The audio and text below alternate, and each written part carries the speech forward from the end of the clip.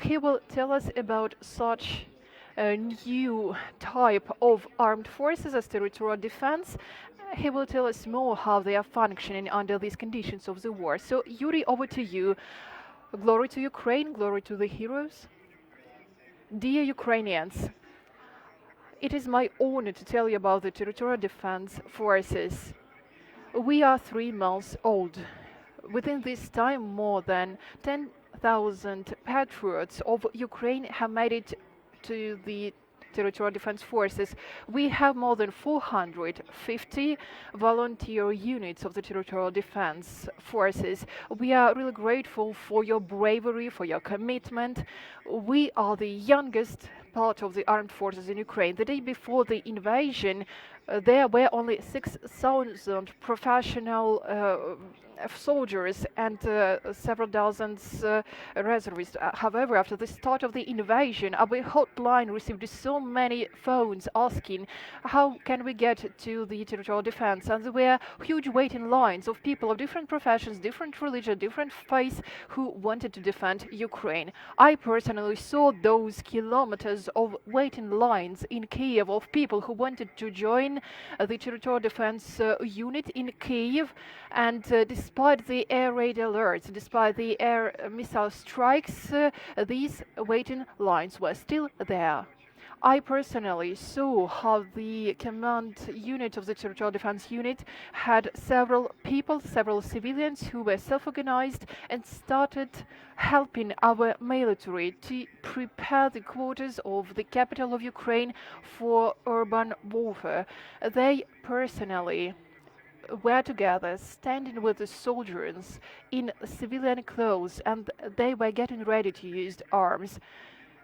One person was far from being a military, with an expensive leather bag in glasses, was standing next to the soldiers and was learning how to use anti-tank mines. Our units fight against the Russian aggression units.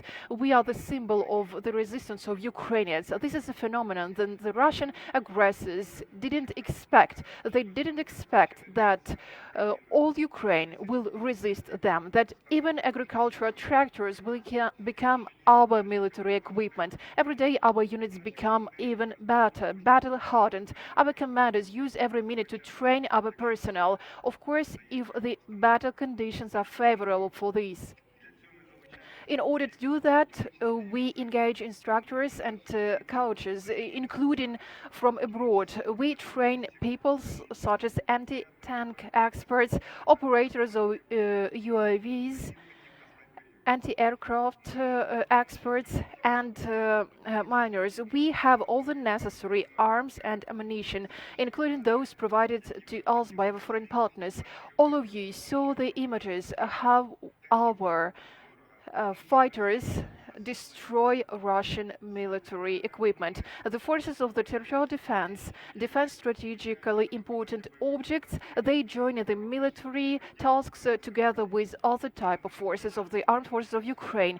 They control transportation of people and vehicles all over Ukraine. We fight against the subversion units, and we destroyed Russians all over Ukraine. We destroy them together with the equipment and vehicles. For example, in Kyiv, Kharkiv, Melitopol, Chernihiv, Sumy, everywhere where we have the enemy. It is necessary to mention the bravery of the Donetsk Territorial Defense Unit and Mariupol Defense Unit. Together with the Marines and the land forces, they defend Mariupol. They stay committed to the motherland. They are brave. They fight for the motherland, resisting the occupants every day. The same story in Sumy, where the commander of the unit of the Territorial Defense Unit, together with his units, cooperates with other subunits of the armed forces of Ukraine. They repelled the enemy in Sumy, and they fought against the occupiers using the equipment and vehicles which they took from the Russian invaders. They defended Sumy. They have never left. They are still in Sumy. They are training further. We know that there are some challenges and difficulties, such as provision of personal equipment. We there are problems with supply, but we do our best to help them. We are really grateful for your commitment and for your understanding. War is difficult. When doing what we do, this is our unique experience. We do it for the first time and we do it together. On this way, there are a lot of new things that we were not prepared for. However, we are changing every day. We learn quickly. We become stronger.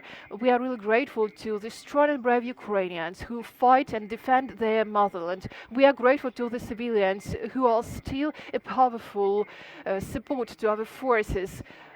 We will prevail. We will destroy the invaders. But in order to do this, we need to work hard. There is no other way. The motto of the Territorial Defense Force are the words, defend your home, defend Ukraine. Right now, Ukraine is our home, and each and every one of us must be ready to do this, to protect the motherland all over Ukraine. Glory to Ukraine, eternal glory to those people who lost their lives fighting for our victory. Glory to Ukraine. Thank you so much, Yurii. Do we get you right that in every unit of the territorial defense there are military personnel who are the driving force behind these units, so they help train and shape up those units. The territorial defense units are the youngest part of the armed forces of Ukraine. Unfortunately, the amount of trained soldiers in each brigade is minimum. However, in each of the units there is enough trained military personnel who do their best in order for the unit to be combat ready and to do their best. Those units that are fighting, they have been doing this in a very good way. And now we will ask our colleagues from Lviv. Can you hear us? Olha, thank you so much. We can hear you. We have one question that we hear from our foreign journalists present here in Lviv. Mr. Brigade General, so to which extent our territorial defense units follows the recommendations of the NATO? Is existence of this territorial defense unit is what was recommended by NATO forces, or is it our own initiative? And will we be able to share our experience with our foreign partners after the end of the war? Of course, when we developed the law on the fundamentals of national resistance, a lot of institutions worked to draft this law. That is why we used the experience of our partner countries, including NATO members. Taking into account that experience, we shaped up to our country's territorial defense. But what happened after this 1 month and a half after the start of the war? We have got the unique experience, which is unique to the entire world. I'm sure that it will be used by the world after the end of the war. In a short period of time, we managed to staff more than 110,000 people from all over Ukraine who now joined the Territorial Defense Forces. We managed to mobilize people in the enlistment offices of the armed forces of Ukraine. Within a short period of time, we managed to hand over the arms and to prepare them for combat. In some regions of Ukraine, in some oblasts of Ukraine, those territorial defense units, after getting the arms and ammunition in their jeans and normal clothes, civilian clothes, they started fighting to defend our motherland. I'm sure that Ukraine is the unique country with such a unique experience, where we, from the scratch, formed these volunteer battalions, volunteer units of different communities of Ukraine who joined their brothers in arms from the armed forces of Ukraine and started defending our motherland. No other country has similar experience. No other country has such experience with the staffed territorial defense units who destroy the enemy instead of just defending their communities. They do that all over Ukraine. Thank you. We have one more question from the studio. Thank you. Tetiana Popova, Islandia TV channel. how the territorial defense units will work within the nearest future. Will they have contracts with the armed forces of Ukraine? Will they be redeployed to the east of Ukraine? What about the number of units in Kyiv and the Oblast? Thank you so much for the question.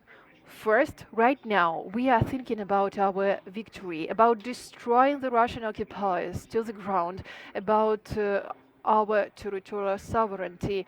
So we are not discussing right now the reforming or really doing something to the territorial defense units. Right now, they must be ready to perform their tasks all over Ukraine, together with the units of the land forces or other type of armed forces. This is their first and foremost task.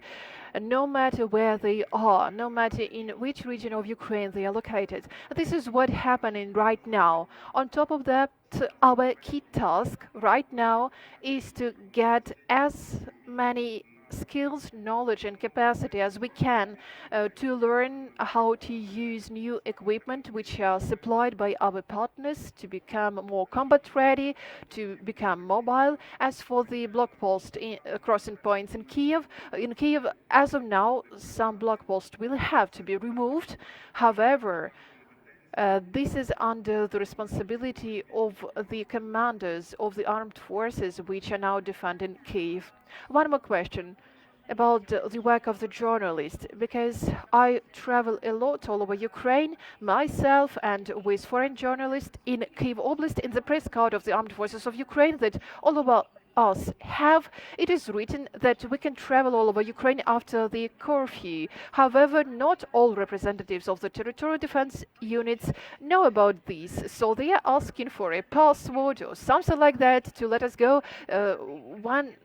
For example, French journalists were asked to show their helmets and body protection armor. So what about the rules and procedures in terms of what the territorial defense units must verify when they meet journalists? Let me put it this way. Safety and security are our first and foremost task. Second, there is a decree of the head of the commander of the armed forces of Ukraine, of the chief of staff of the armed forces of Ukraine, about protection of journalists, including foreign journalists. All the members of the territorial defense units know about this order, and we try to do our best to commit to it, despite the fact that all of us, all of them try to call themselves territorial defense units. There are voluntary units of the territorial communities that also work at the block posts, together with the head of the Kyiv Civil and Military Administration, as well as with the Civil and Military Administration of Kyiv Oblast. We are now doing our best to make sure that all of these units work properly, and those units that are working to protect the ammunition, the weapons, will receive the weapons only for combat tasks. Those units which are still located in Kyiv, however, which are not longer needed there, will be removed, which will make it easier for journalists to pass everywhere. Thank you so much. At the beginning of your speech, you said that there were huge waiting lines in cities and villages of Ukraine, of those people who wanted to join the Territorial Defense Forces units. I know that there are a lot of volunteers who want to join. So, do you still need people? There are many people, many thousands of people who fight in the armed forces of Ukraine. There is still a need of people who join the territorial defense units, because not all of them have been mobilized. Recently we had a special event in the Kherson region, so we had an enlistment event there, and right now we have new people who joined the local unit. We will do something similar in other regions, in other oblasts, so we still need volunteers. Andrei, do you still have questions from our Lviv press center? Yes, maybe one more question. Mr. Halushkin, how do you evaluate the evolution, the internal evolution of those people who joined us within the past months after the start of the war? So what about the quality changes, internal changes inside those people who joined you? Well, in general, the Territorial Defense Forces, this is about the different stories of people. I am really proud of Ukrainians. Every day I have new emotions. I see how purely civilians become professionally trained military personnel who know how to use weapons, who know how to use arms. I even launched a project. Several journalists joined these projects. Several media professionals and journalists travel all over Ukraine. By the way, journalists, including foreign journalists, can join this project, and we will tell stories, personal stories of people who joined the territorial defense units. We will tell about their heroic deeds. Yesterday, they were just civilians living their normal lives. Right now, they are professionally trained soldiers who were awarded by special awards. More than 100 people, 100 members of the Territorial Defense Units were awarded by special decree of the President of Ukraine. I can tell you about the story when a lieutenant, commander of a battalion of a Territorial Defense Unit, Pushkarev is his surname, who defended his motherland. He fought on the outskirts of Kiev. He managed to destroy a lot of Russian military equipment and vehicles. A lot of they captured a lot of Russians. So he received the rank of the lieutenant. And when I asked him how we can award, how we can thank your unit and you personally for the heroic deed, and he said, I want to be a captain. I really want to be a captain of the armed forces of Ukraine. And he really received this rank. I gave him this rank of a captain. This was the best gift to him because his best intention was to protect his motherland. Thank you so much, Mr. Halushkin, for such an inspiring story. Are there any other questions? No questions. Thank you so much, Mr. Halushkin. Thank you for joining us, for sharing this important information. Dear friends, dear colleagues, please stay with us. At 3:30 p.m. we will have briefing of Alexander Matyuzanik, who will tell you more about the operative situation at the front line of Ukraine right now. Thank you so much for staying with us. Thank you.